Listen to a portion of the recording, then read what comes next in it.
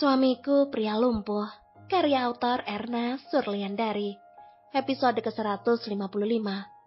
Aku harus apa dengan keadaan ini? Selamat mendengarkan. Semua mata terbelalak menatap Bagas yang datang dengan wajah seriusnya. Wajah yang selama ini selalu mereka takutkan. Karena ketika wajah itu muncul, sisi arogan Bagas pun datang. Tak kalah kagetnya dengan kemunculan Bagas, mereka juga terkejut dengan hadirnya Syifa di belakang mereka. Dengan wajah penuh luka dan beberapa lebam di sana. Tangannya pun terbalut dengan rapi, menandakan luka yang lumayan serius padanya. "Nona, Anda kenapa?" tanya seorang anggota dewan bernama Pak Hari. "Tidak apa, hanya luka sedikit, tapi gara-gara ini saya nggak bisa tanda tangan lagi," jawab Syifa. "Dan aku akan kembali mengambil kuasa atas semuanya," sambung Bagas bernada datar. "Omong kosong, kau bahkan belum bisa bergerak," ucap Om Edward bernada jebiran. Bagas mengangkat tangannya dan menggerakkan telapak tangan beberapa kali tanpa hambatan. Pak Bonar pun masuk, berdiri di tengah mereka semua untuk membacakan kembali surat kuasa kala itu. "Dan jelas, jika kuasa akan berakhir ketika Bagas sudah dapat aktif kembali," ucap Pak Bonar. "Tidak, dokumen saya sah, ditandatangani sebelum pengumuman ini datang," ucap Om Aldo yang mulai gelisah. "Kau yang menculik istriku kemarin?" tanya Bagas, tanpa menatap suami tantenya itu.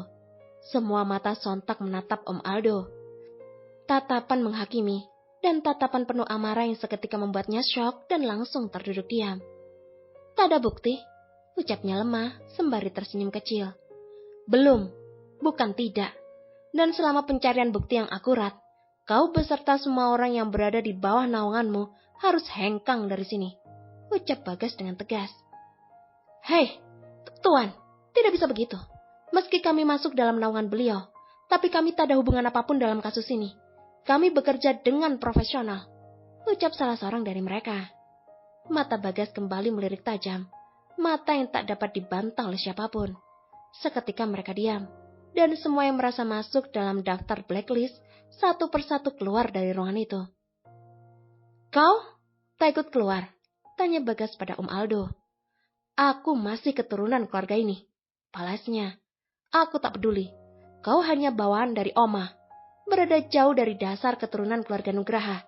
Bahkan keturunan inti pun akan kutindak ketika sudah menyalahi aturan," jawab Bagas. Om Aldo pun mendengus kesal. Ia meremas kertas-kertasnya dengan semua amarah yang ada.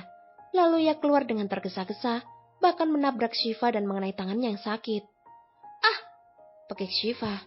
"Fah, gak apa-apa?" tanya Reza yang spontan menolongnya. "Gak apa-apa," jawab Syifa. Tatapannya gamang ketika mendapati Bagas berbeda dengan biasanya. Pernah menghadapinya dalam keadaan marah, tapi tak seperti ini, batin Syifa. Para anggota dewan kembali duduk. Mereka kembali berdiskusi untuk pengganti para staf yang ditendang keluar secara tiba-tiba. Hanya Om Edward yang masih bertahan dan duduk sendiri tanpa beranjak sedikit pun dari tempatnya semula. "Aku tak akan pergi. Ada hak ibuku di sini," ucapnya. "Sedikit pun aku tak pernah mengusirmu dari sini. Itu pesan kakek dan oma padaku," ucap Bagas.